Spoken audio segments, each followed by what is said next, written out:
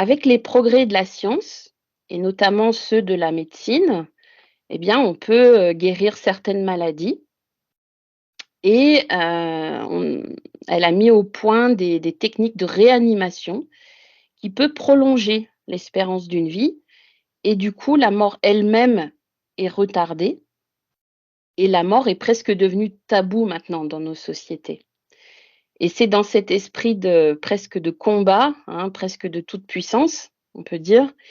Il y a ce qu'on appelle l'acharnement thérapeutique qui peut se manifester de plein de façons et heureusement, des médecins, des chercheurs, dont Elisabeth Kubler-Ross, ont apporté, notamment dans les environnements, hospitaliers, une réflexion globale sur, la psychologie du mourant, sur la façon dont l'entourage également pouvait réagir et cela a provoqué d'importantes, modifications dans le fonctionnement des services de soins, notamment.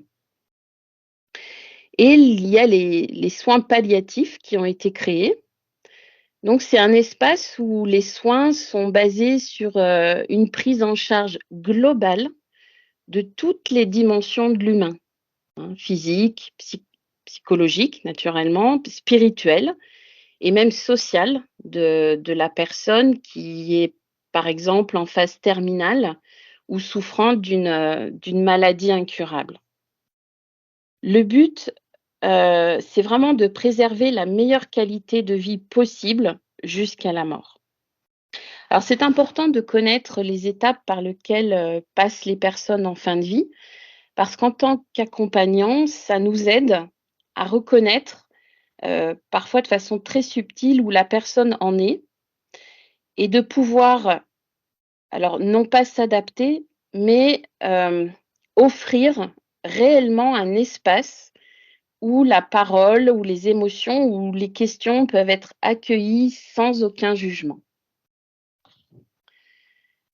Et c'est pour ça, enfin c'est pour cela qu'accompagner une personne en fin de vie, nous demande un réel travail sur soi, dans la mesure où nous devons, absolument prendre du recul, prendre de la distance avec notre, propre histoire, notre propre personnalité et être, tout simplement, être. Et dans ces moments, ce sont des véritables rencontres qui se produisent, hein, d'être à être, d'âme à âme et on s'est aperçu que plus la qualité de la rencontre est importante et bien moins le deuil ensuite sera difficile. Alors on va résumer, hein, très brièvement ces 5 étapes. Donc déjà, il y a le choc, hein, la personne ou son entourage, à l'annonce, de cette, vie qui va bientôt se terminer, sont souvent dans le déni. «Non, c'est pas possible, pas moi», hein. La personne va consulter par exemple d'autres médecins dans l'espoir d'un diagnostic différent, voilà. Donc c'est la sidération d'apprendre que sa vie va s'écourter. Ensuite peut venir la colère ou la révolte. Quand la personne commence à se confronter à sa mort, c'est souvent la colère qui intervient. Il y a une sorte de rage face à son sort inéluctable et c'est un stade qui est assez difficile pour l'entourage parce que la personne a tendance à projeter sa colère à l'extérieur. Mais même si cette colère existe, ben, il faut l'exprimer, l'entendre également en tant qu'accompagnant pour comprendre ce qui se joue et pouvoir passer à autre chose. Souvent après, il y a une phase de marchandage. C'est-à-dire que la personne va accepter son sort, mais voilà, il y a un mais. C'est-à-dire qu'elle va essayer en quelque sorte de gagner du temps et c'est souvent à ce stade qu'on constate que les personnes vont se retourner vers, la religion qui a été peut-être, qui a fait partie peut-être de leur éducation ou bien, qui va se mettre à respecter très scrupuleusement, un régime ou voilà et cetera. Donc c'est une phase de marchandage. Dans ces phases aussi, peut arriver une phase de déprime, voire de dépression. Donc c'est quelque chose de réactionnel, hein. La personne va être beaucoup plus silencieuse et on peut appeler ça un état de deuil préparatoire. Donc elle va devenir beaucoup plus calme également et là, la communication sera surtout non verbale et en tant qu'accompagnant, il faut savoir que le contact d'une main, d'une caresse peut être à ce moment-là vraiment judicieux parce que la personne va pas chercher à communiquer, mais va plutôt désirer une présence. Et enfin, il y a l'acceptation.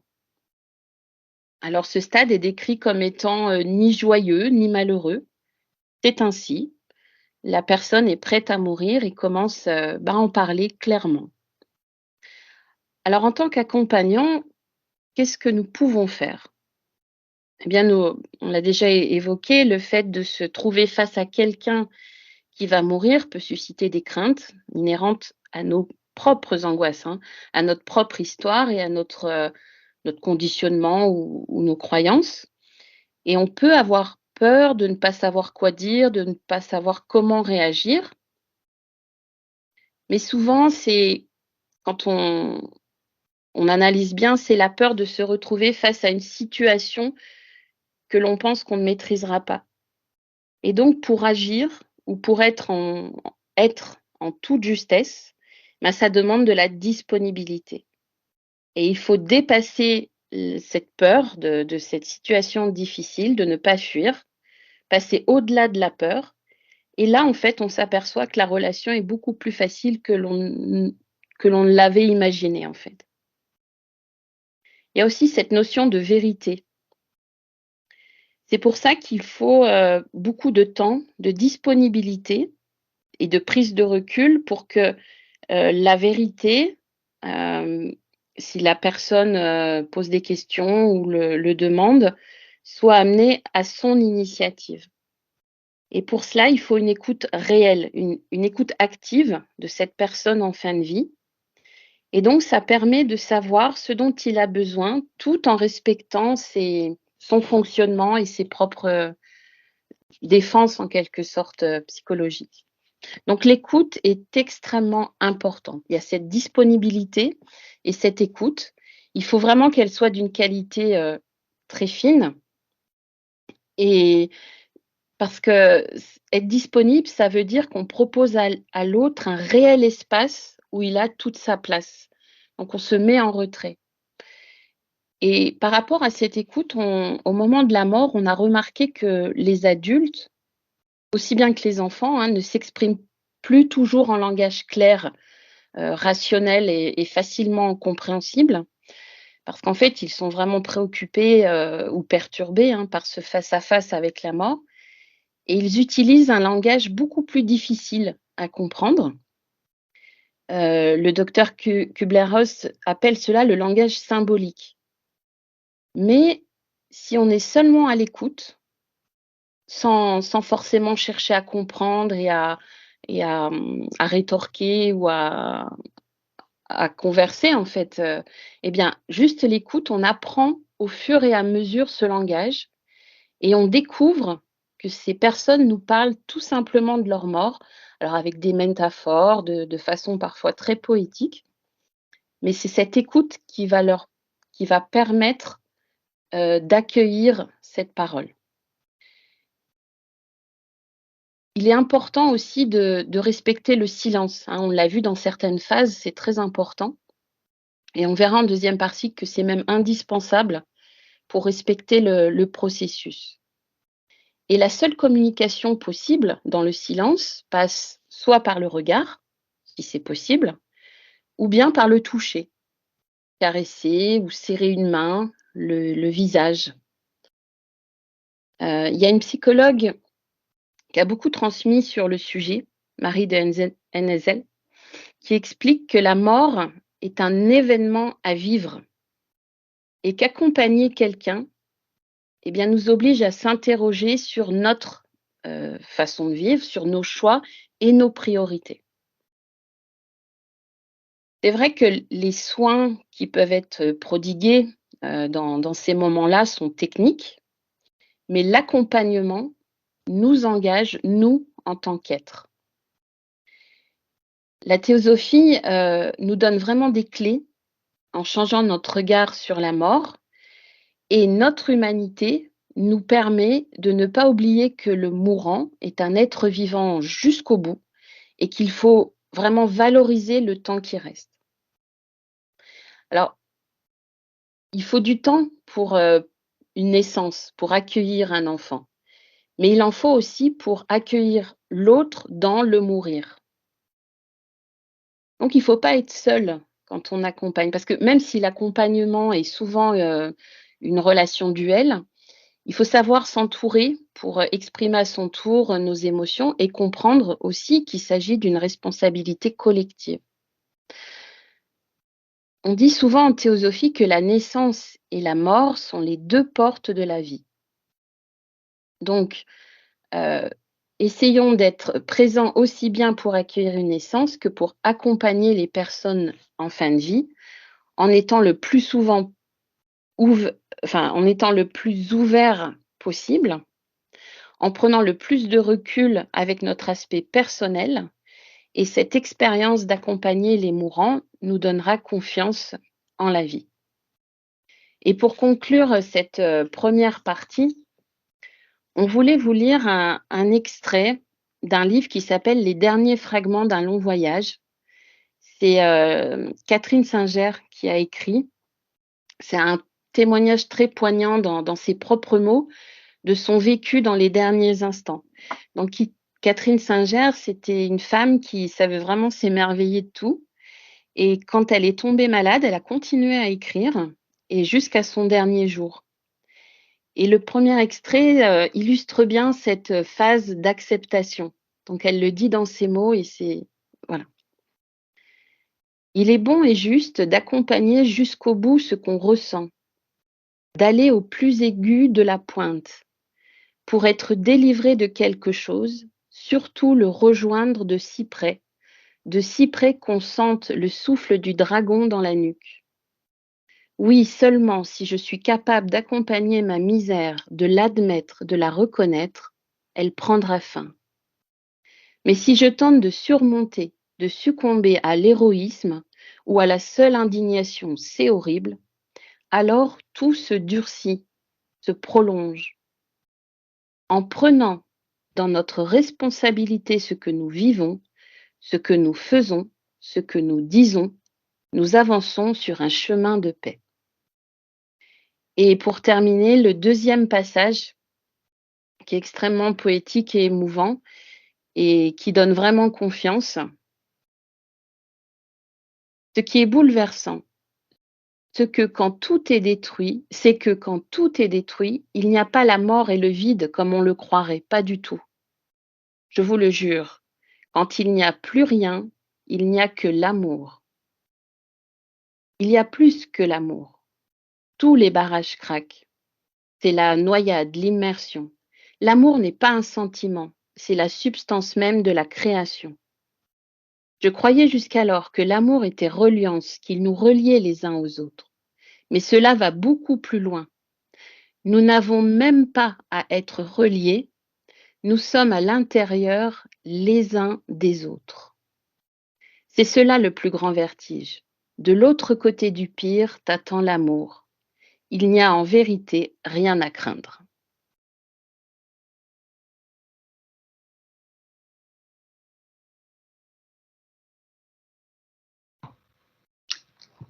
Alors, on va rebondir sur cette dernière phrase en montrant que dans beaucoup de croyances, dans beaucoup de, on va dire, de sociétés qui sont traditionnelles et qui sont restées très proches de la religion et très proches de la nature, comme dans des peuplades en Afrique, dans des communautés en Asie et aussi probablement en Amérique latine, où la civilisation a eu moins d'emprise sur les coutumes ancestrales, la mort n'est pas considérée comme une menace.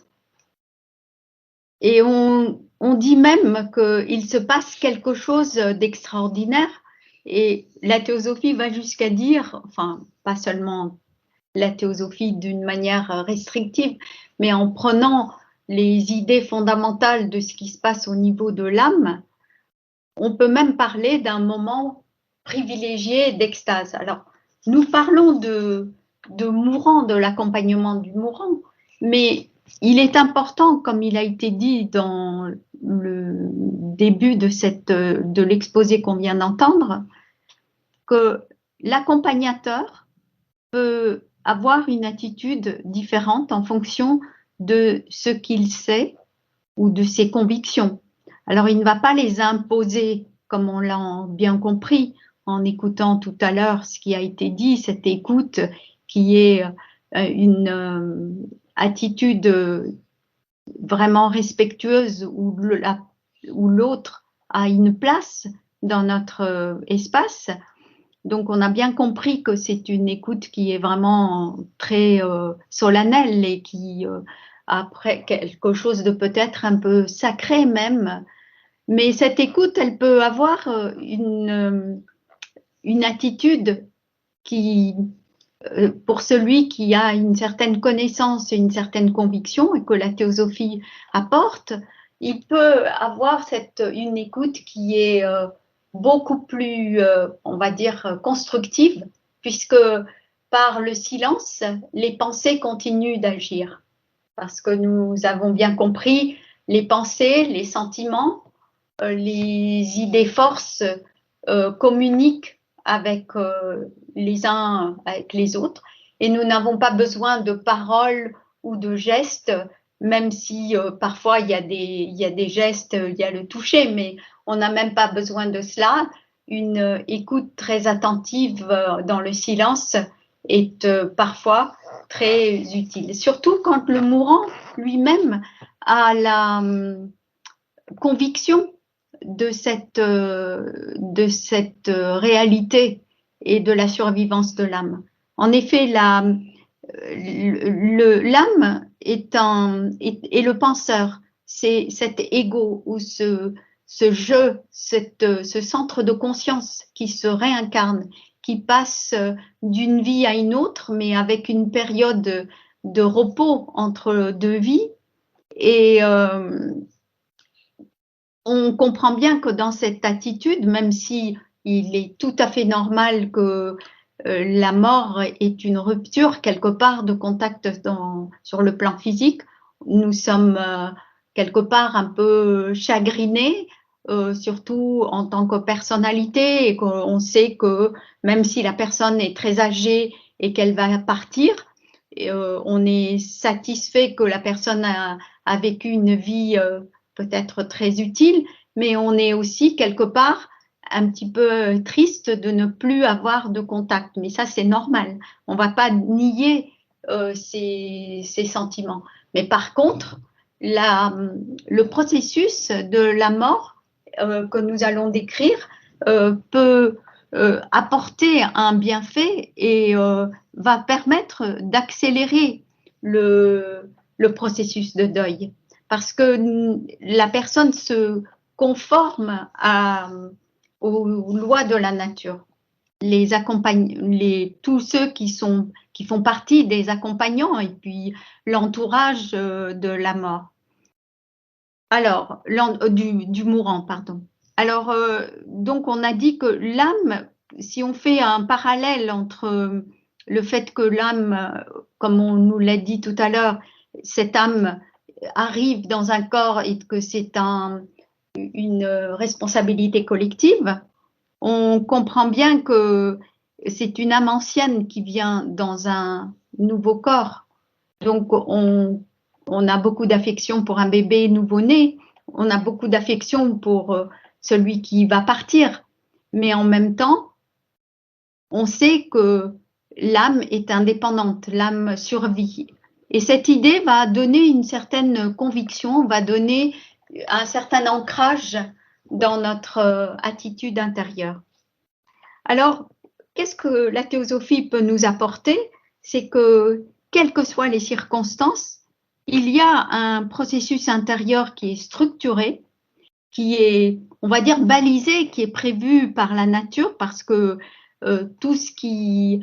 parce que cet univers est un univers de lois. Les choses ne se font pas comme ça, on n'est pas comme ça. Il y a tout un processus de construction de ce véhicule, de ce qu'on pourrait appeler le fœtus qui se développe dans le ventre de la mère. Mais tout ça se fait avec un certain nombre de lois et de processus bien connus des médecins et des psychologues. Mais lorsque nous voyons le processus à l'autre bout de la vie, à l'autre porte, la porte de sortie, là aussi, par le regard intérieur de ceux qui sont arrivés à on va dire, à un certain niveau d'éveil spirituel, ils peuvent voir et ils ont consigné, comme dans le temps, des passages très structurés et que nous allons décrire. Il est dit que quelles que soient les circonstances de la mort, donc le processus structuré est que il y a une espèce de intériorisation de la conscience et pendant que le cerveau transfère sa mémoire à on va dire, cet aspect supérieur de la conscience qui l'a soutenu. Et c'est un processus qui se passe dans une atmosphère extraordinaire et l'extrait qu'on a entendu à la fin du premier exposé donne en des mots, on va dire, sincères, la dimension de cette, on va dire, de cette atmosphère qui est solennelle. Et il est dit que le cerveau transfère la mémoire, mais au cours d'une vision, d'un processus où il y a comme une fusion entre deux aspects de la conscience qui est incarnée et la conscience qui va prendre la partie la plus importante, la plus synthétique de tout ce qui a été vécu. Et il y a comme pendant ce transfert une vision panoramique qui se fait dans une atmosphère de non-jugement, un éclairage et de compréhension des causes et des effets. Donc l'individu il se voit tel qu'il est, sans se tricher, sans passer pour le grand yogi qu'il a voulu être ou qu'il a voulu prétendre, ou le stoïque qu'il a voulu être. Non, il se voit tel qu'il est. Et à ce moment-là, il y a cette compréhension, il y en a un éclair, en quelques éclairs de temps, toute la vie se déroule en quelque sorte. Donc on voit qu'il y a une autre notion, une autre dimension du temps. Et c'est un point aussi qu'on doit souligner. Le cerveau donc est le canal entre deux plans, le psycho-spirituel et le matériel. Et ces éléments sont bien décrits dans le cahier théosophique numéro 139, la mémoire chez les mourants. Et à ce moment-là, la nature, l'ego qui est quasiment omniscient dans sa nature profonde, va en quelque sorte prendre le noumen ou l'élément synthétique de toute la mémoire qui va se passer, être transférée entre l'aspect, on va dire, incarné du mental qui est de l'homme, le cerveau, et cet aspect qui va l'emporter, et puis il y aura une deuxième décantation. Et pendant ce temps, il est dit pour l'entourage, et là on revient à cette idée du silence, il est dit restez, gardez le silence, soyez silencieux, mais c'est un silence respectueux. Ça ne veut pas dire que si on a envie de sangloter, on n'a pas le droit, etc. La question n'est pas de feindre une certaine, on va dire, une froideur ou un silence indifférent. Mais c'est dans la mesure du possible, si on peut rester silencieux, que ce soit un petit enfant qui part ou un adulte qui part ou un vieillard qui part, si l'entourage peut avoir ce respect intérieur et ne pas faire de bruit, il est important pour ne pas perturber ce processus. Parce qu'un point important dans le silence, pourquoi le silence? C'est parce que l'ouïe est un des sens les plus, on va dire, les derniers sens à lâcher prise. Et donc, le mourant, même s'il est très occupé à l'intérieur, peut entendre des, des bruits environnants et ça peut perturber. Donc, pour l'accompagnant, on va dire le corollaire est de garder un silence s'il le peut, un silence respectueux, en accompagnant intérieurement ce processus de décantation, de départ, de bilan. Et donc, quand la fusion de ces deux mémoires a lieu, on comprend qu'il y a une certaine, une autre dimension. Donc, il n'y a plus le passé, il n'y a plus le futur, il y a une espèce de, entre le passé et le futur, il y a le présent. Donc, tout se passe dans un présent qui va absorber toute cette concentration avec la présence de l'ego qui permet, grâce à cet éclairage, on va dire, de l'intuition, de comprendre les effets des causes et les actes et les erreurs, les actes qui ont été positifs, mais tout ça très très rapidement et dans une atmosphère qui n'est pas de juger l'individu, ni de lui faire la morale, ni de lui apporter des leçons, parce que ça se passe dans un tribunal interne et ce n'est pas un tribunal de jugement, mais c'est plutôt une plateforme de dialogue intérieur et de compréhension. Donc, il y a une compréhension des images qui se déroulent, les expériences qui ont été traversées au cours de la vie, dans les moindres détails, en un éclair, il est dit. Hein. Donc, il se voit, on a dit, tel qu'il est, sans masque. Alors, il y a aussi une idée qui nous paraît utile de souligner, parce que l'accompagnateur qui sait, les accompagnants qui savent que ce processus va se passer est inéluctable, va avoir une attitude de bienveillance envers le mourant, qu'il soit malade ou pas, et avec une certaine confiance dans les lois de la nature qui va être transmise par osmose en fait aux malades et qui va partir en fait en paix quelque part.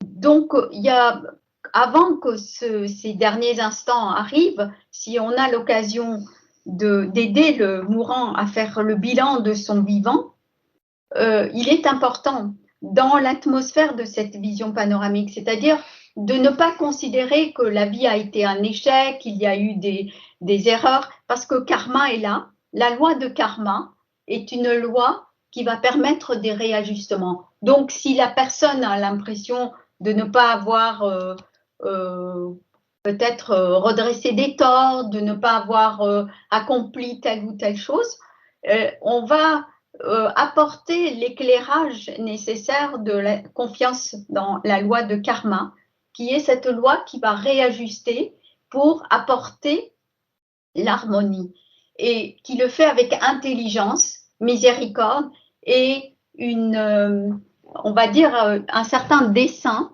qui est le développement spirituel. Donc la vie se charge de cela. Ne nous précipitons pas à vouloir avancer plus vite que la musique, il y a tous les événements de la vie de tous les jours sont des leçons pour chacun d'entre nous. Alors, il y a donc un travail important que l'accompagnateur les accompagnants plutôt doivent avoir en vue, c'est de faciliter le départ en paix pour que le processus s'accomplisse sans regret, qu'il n'y ait pas, donc, on a dit, d'actes inachevés, des disputes non réglées, parce qu'on va lui dire qu'avec cette attitude de paix et de bienveillance et d'amour vis-à-vis de ceux avec qui peut-être il n'a pas pu se réconcilier, il y aura déjà un processus entamé pour l'avenir et que ça n'a pas beaucoup d'importance d'avoir des regrets, parce que le plus important, c'est d'avancer. Et donc, ça va permettre aux mourants aussi de lâcher prise. Et par la même occasion, les réflexions que l'on peut avoir pour conclure, c'est que la théosophie apporte une connaissance qui accélère le processus de deuil pour tout l'entourage et bien entendu l'accompagnant ou les accompagnants en font partie. Donc, plus le départ est serein, plus il y a une certaine, on va dire, une satisfaction d'avoir pu accompagner et accomplir le travail. Et il est important aussi qu'on intègre bien la dimension de karma. Karma dénoue les nœuds, elle offre des opportunités pour poursuivre le sentier. Et nous ne savons pas ce que nous avons été. Et pourtant, la vie nous a donné beaucoup d'opportunités, même si nous avons l'impression qu'il y a des épreuves difficiles que nous avons traversées. Mais on voit bien qu'il y a quelque part une certaine protection, un dosage de la nature. Donc, ayons confiance en karma, dans cette intelligence, dans cette façon de faire, d'avoir vraiment confiance dans la nature. Et la réincarnation, ce n'est pas une fatalité, ce n'est pas de dire oh là là, on va retrouver tout ce travail à refaire. Non, l'âme a beaucoup d'opportunités. La réincarnation est un moyen de continuer à accomplir des projets, à progresser et à mieux servir cette humanité qui parfois dans l'ignorance aurait besoin d'un petit coup de pouce, d'un petit rappel que nous sommes tous liés et que l'unité fondamentale de la nature doit s'exprimer comme une fraternité universelle. Voilà, alors pour conclure, on va prendre une petite phrase dans la lettre numéro 8 des lettres qui m'ont aidé de William Quan Judge, où il dit « Cependant, tandis que le corps peut exiger du temps pour éprouver ses pleins résultats, il nous est loisible de changer instantanément l'attitude du mental. Après le renoncement, viennent, dans leur ordre respectif, la satisfaction, l'apaisement, la connaissance. » Place aux questions.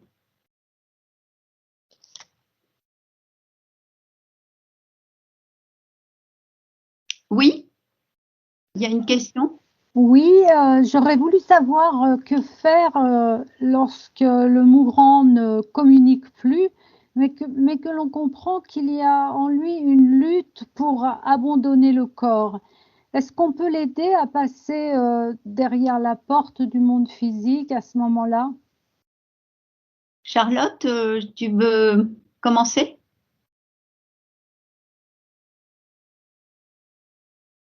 Si tu veux bien répéter la question.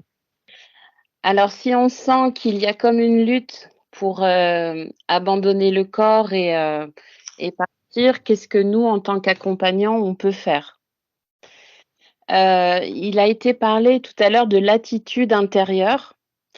c'est vrai que parfois, les derniers instants peuvent être extérieurement et physiquement impressionnants. C'est un processus, hein. On va parler, par exemple, d'agonie. Alors, agonie, c'est un terme qui signifie que voilà, toutes les fonctions vitales se diminuent, etc. Mais c'est le processus. Et en fait, pendant cette période, la seule ressource, entre guillemets, que l'on peut avoir, c'est vraiment cette attitude intérieure qui est d'accompagner. Parce que le travail et le processus se fait par la personne. Et donc, être dans le silence, mais en, en essayant de se retirer de toutes nos émotions personnelles, en étant le plus présent possible, semble être l'attitude la plus adaptée et la meilleure dans cette situation, par exemple. En effet, c'est ce que l'on comprend des préconisations que la théosophie apporte à ce sujet. Nous savons dans d'autres ouvrages aussi qu'il y a parfois une deuxième mort et que ça peut avoir lieu avant ou après. Et même pendant ce bilan, il peut y avoir des choses intérieures, une lutte. Ce que nous comprenons n'est pas forcément ce qui se passe. Premièrement, parce que la vie, elle est silencieuse, elle se passe sur les plans invisibles et le corps et les expressions que l'on voit sont des éléments qui sont perçus de sa nature par l'aspect physique. Alors, il est possible qu'il y ait une lutte, mais de toute façon, l'âme et le pilote de tout ce qui se passe. Et l'âme est un centre de conscience. Donc, il faut avoir une pleine confiance dans ses capacités. Et puis, de toute façon, rien n'est créé, il n'y a pas de force extérieure, etc. Si on nous parle de ce mur de cristal, même pendant le sommeil, pour ceux qui posaient la question en disant oui, qu'est-ce qui va se passer s'il y a des éléments perturbateurs. Donc, on voit que même pendant le sommeil, il y a une protection naturelle. Donc, confiance, être positif et puis peut-être penser à des versets intérieurement et puis peut-être un détachement par rapport à la personne. On va aider la nature, toute l'humanité et sortir de cette relation bilatérale. Quand on sait que le processus intérieur est engagé, on va passer au niveau de l'âme et on n'est plus accroché à l'âme, mais on va avoir une attitude intérieure en pensant par exemple au maître de sagesse, etc. Et ça nous met dans un autre courant qui va probablement avoir une bonne influence sur ces processus. D'autres questions? Oui, c'est une question sur donc l'approche de la mort. Hein,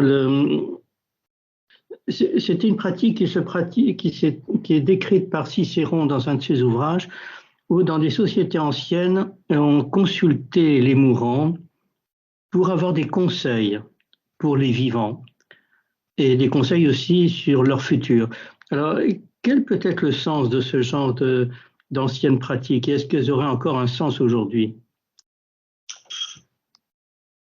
Charlotte, tu veux essayer de prendre la question? Oui, alors quand on connaît un petit peu le processus et les différentes étapes de la mort, plus on approche, entre guillemets, de la fin, plus les instruments, en quelque sorte, sont perméables. Et quand, par exemple, on parlait tout à l'heure du langage symbolique, il y a des choses très intrigantes qui peuvent jaillir dans le langage ou dans la conversation, etc.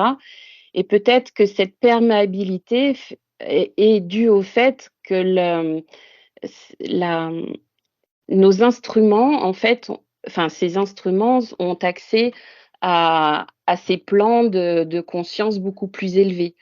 Mais dans l'accompagnement du mourant, cette pratique, en tout cas, n'est pas conseillée puisque c'est lui, c'est son processus et c'est quelque chose que l'on doit respecter. Mais c'est quelque chose peut-être que dans l'Antiquité qui était pratiqué par rapport à cette, perméabilité des instruments qui permettait peut-être d'avoir accès à ces plans, supérieurs. Alors, effectivement, nous voyons que ça rappelle en fait la Bhagavad Gita, mais dans un cadre qui est beaucoup plus, on va dire, philosophique. Dans le Mahabharata, il est dit que lorsque, au bout d'un certain nombre de jours de combat, celui qui était respecté, qui était le plus ancien des protagonistes décède dans le combat. Donc il a choisi d'être dans le camp des Kourous, c'est-à-dire les 100 frères, etc.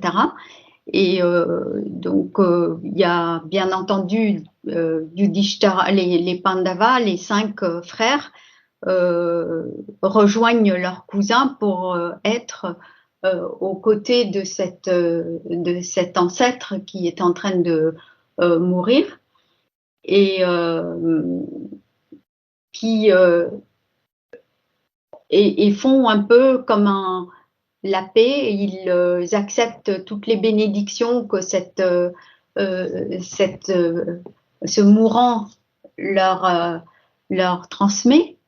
Et il n'y a plus de conseils personnels, je vais faire ci, toi tu fais ça, etc. Il est passé à un niveau où c'est une espèce on va dire, d'atmosphère d'adieu, mais sur un autre niveau. Et du coup, et aussi un départ en paix.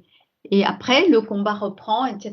Mais c'est une idée que c'est une suggestion de réponse pour dire que finalement, si ça se fait naturellement, s'il y a un conseil, ça se fera naturellement. Mais a priori, dans les pratiques contemporaines ou que dans les pratiques, dans les différentes traditions, a priori, cette chose-là n'est pas personnelle, à moins que ça soit fait avant que la personne meure. Alors, il y a Charlotte, je ne sais pas si tu arrives à lire le chat, mais il y a une question. Dominique, tu veux bien nous lire la question? Quelle lecture peut-on faire théosophiquement de l'euthanasie? Qu'est-ce qu'il faut en dire?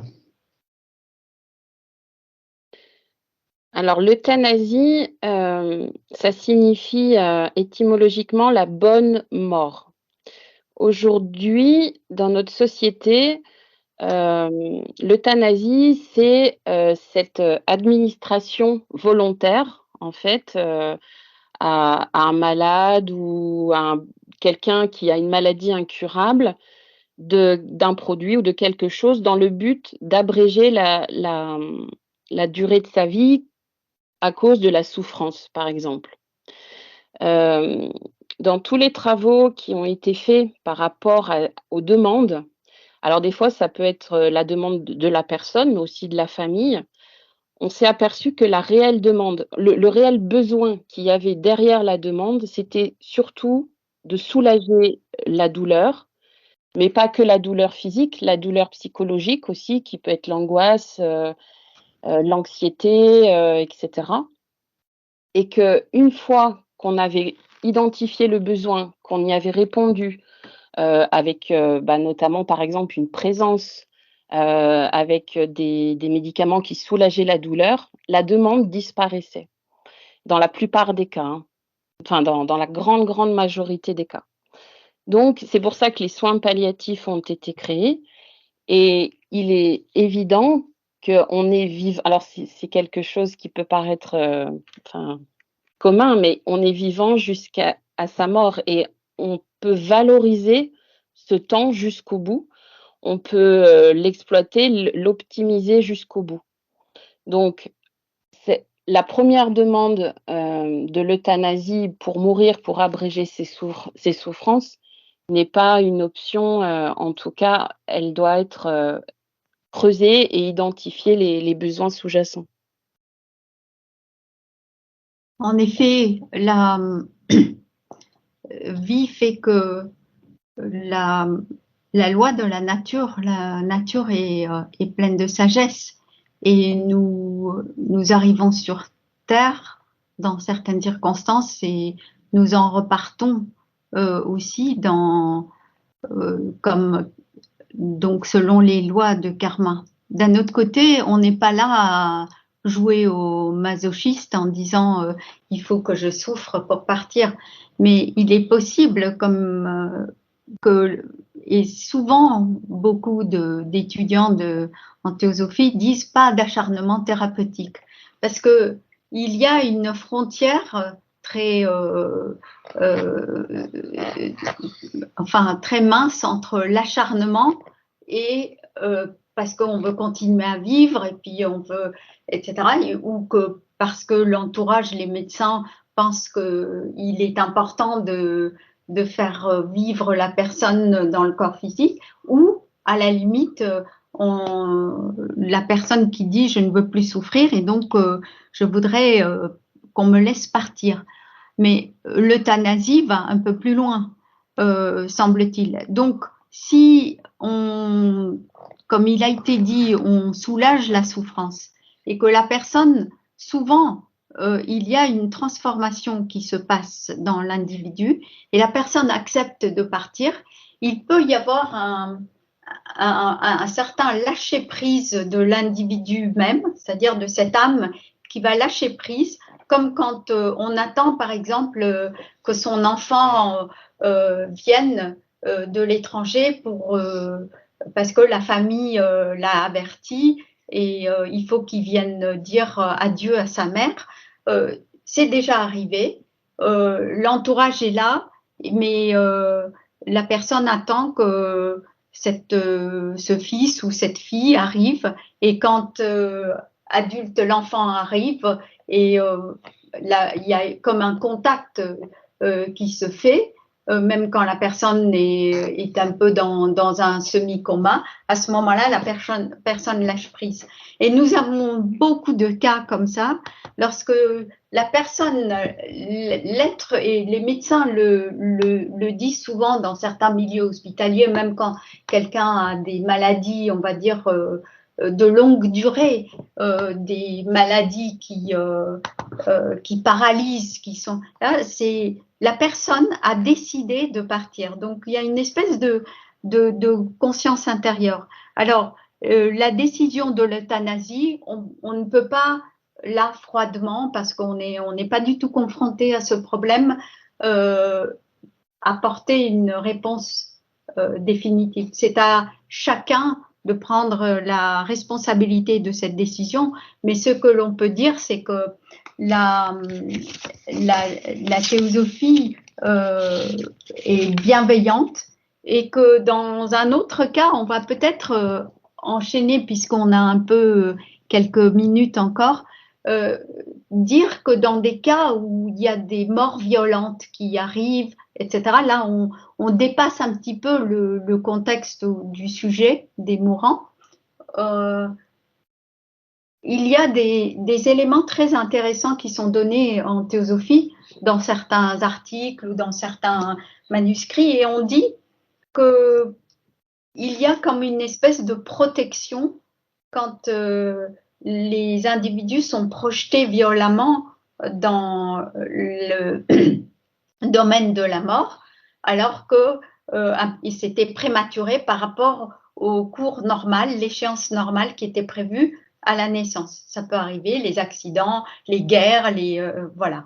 Et à ce moment-là, l'individu et les âmes sont quelque part protégées par on va dire, des êtres bienveillants qui accompagnent l'humanité et qui arrivent à garder une certaine protection pour que ces âmes arrivent au terme de leur mort normale qui était prévue et le processus à ce moment-là de la nature prend le cours. Et pourquoi on dit cela? Pour montrer que n'ayons pas crainte, la mort n'est pas quelque chose qui passe comme ça et qui arrive. Il y a une action de la nature et une activité qui est très, on va dire, qui est comme pour les médecins qui soignent les âmes. Voilà. Alors une autre question ici. Oui, est-ce que, sans parler vraiment des tout derniers moments, est-ce qu'on ne peut pas imaginer qu'il y a une certaine distance qui commence à se faire entre le corps et l'habitant du corps, l'âme, et qui peut effectivement, pour rebondir sur une des questions qui a été posée là, qui pourrait donner une certaine forme de clairvoyance et une certaine forme d'intuition qui se manifeste un peu plus. Est-ce que c'est des choses qui ont été observées et qui peuvent être aussi intéressantes à noter? Alors, dans le cas de personnes qui ont des maladies qui sont de longue durée, en fait, des choses où on sent que les choses sont en train de se préparer progressivement, est-ce qu'il y a des observations qui ont été faites?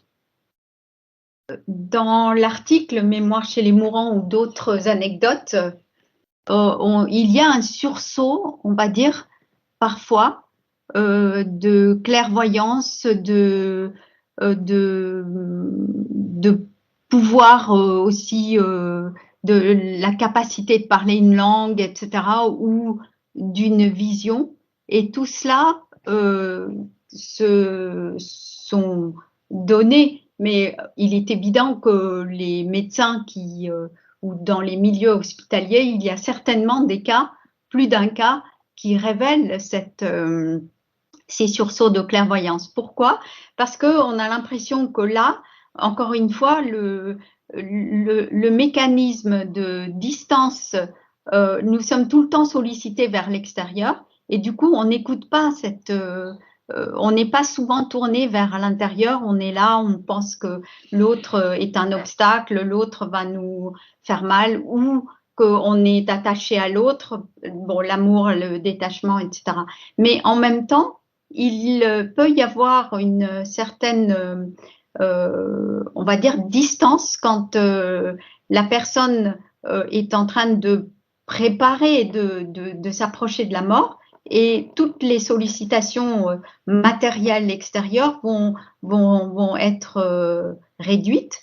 Et à ce moment-là, il peut y avoir un message, un certain type de clairvoyance. Et nous savons que quand quelqu'un a envie de protéger un enfant ou a laissé quelque chose pendant une période de guerre, il peut y avoir un petit sursaut d'éveil et la personne le dit à l'entourage en disant vous allez trouver là de l'argent ou quelque chose et ça va vous permettre de subvenir aux besoins de l'enfant que je laisse derrière moi, etc. Donc, il peut y avoir des messages comme ça, mais qui ont lieu parce que l'ego, il est dit, est quasi omniscient. Charlotte, tu veux ajouter quelque chose peut-être?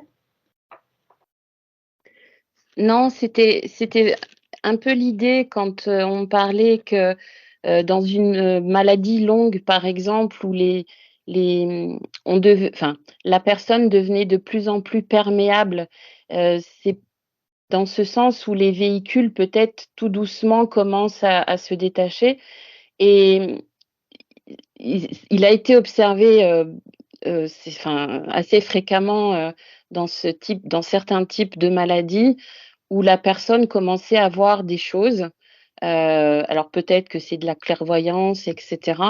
Mais en tout cas, des choses apparaissaient en elle que de sa vie, de son vivant, elle n'avait pas cette capacité, en tout cas, de voir ou d'entendre. Alors, il y a une autre question là, ou une remarque? Non, c'était par rapport à l'idée qu'en théosophie, on dit que, Jess l'écrit dans les lettres qui m'ont aidé, que le corps astral peut commencer à se décomposer jusqu'à 2 ans avant la mort effective. Donc, on peut penser qu'il y a une distance donc qui commence à se produire. Les personnes qui, par exemple, sont âgées et qui retournent dans ce qu'on appelle la seconde enfance, qui finalement deviennent un peu comme des enfants, des petits-enfants, on peut penser que c'est une illustration du lien entre l'astral dans lequel se trouvent les vrais sens psychiques et puis le physique. Il y a une distance qui est en train de se mettre en place et que le cerveau a du mal à jouer son rôle. Donc peut-être qu'effectivement, on est là en présence d'un processus qui finalement, somme toute, fait partie de ce retrait naturel en fait. D'autres questions? Est-ce qu'on peut mettre au même niveau l'euthanasie et un accident mortel? C'était pas trop le propos de notre suggestion. Est-ce qu'il y a d'autres questions sur le sujet de la conférence? En fait, quand le moment de la mort arrive et que la personne se rend compte que sa maladie, par exemple, est très avancée et que le corps ne peut plus faire ce qu'il voulait faire avec le corps et qu'il a fait pendant même longtemps, il sent lui-même que le corps ne sert plus et qu'il vaut mieux mourir. La partie, enfin, c'est une phase probablement naturelle qui vient après avoir passé l'angoisse et tout. Tout à fait, c'est cette résignation, cette acceptation, comme on dit. Alors, merci pour la suggestion. On va demander, c'est Maria Stella. Tu avais une question, Maria Stella? Oui, excusez-moi, le temps que le micro se déclenche. Oui. Peut-on faire un accompagnement à distance, puisqu'on sait que la pensée n'a pas de frontières? Si l'on sait quelqu'un en fin de vie et qu'on n'a pas les moyens d'accompagner physiquement, quels sont les liens possibles? Oui, quels sont les liens possibles? Charlotte, tu as entendu? Oui, oui. C'est vrai que les pensées agissent, les pensées construisent et accompagnent aussi sur un autre plan.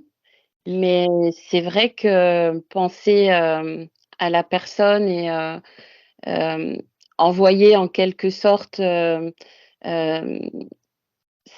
ça, on a parlé de bienveillance aussi, de cette attitude intérieure peut contribuer tout à fait à l'accompagner, oui. Oui, et puis aussi si par exemple on se trouve coincé dans un pays et qu'on ne peut pas aller accompagner un parent ou un enfant qui est en train de mourir alors qu'il y a cette distance physique, il est évident que par des pensées, une concentration intense d'amour, il y a des liens qui se créent et on sait que dans des articles, notamment dans le cahier 139 où il y a le prophète astral, un avertissement psychique, etc., des cas où la personne envoie un signal et puis en fait c'est pendant le processus peut-être du bilan de la vie panoramique ou etc.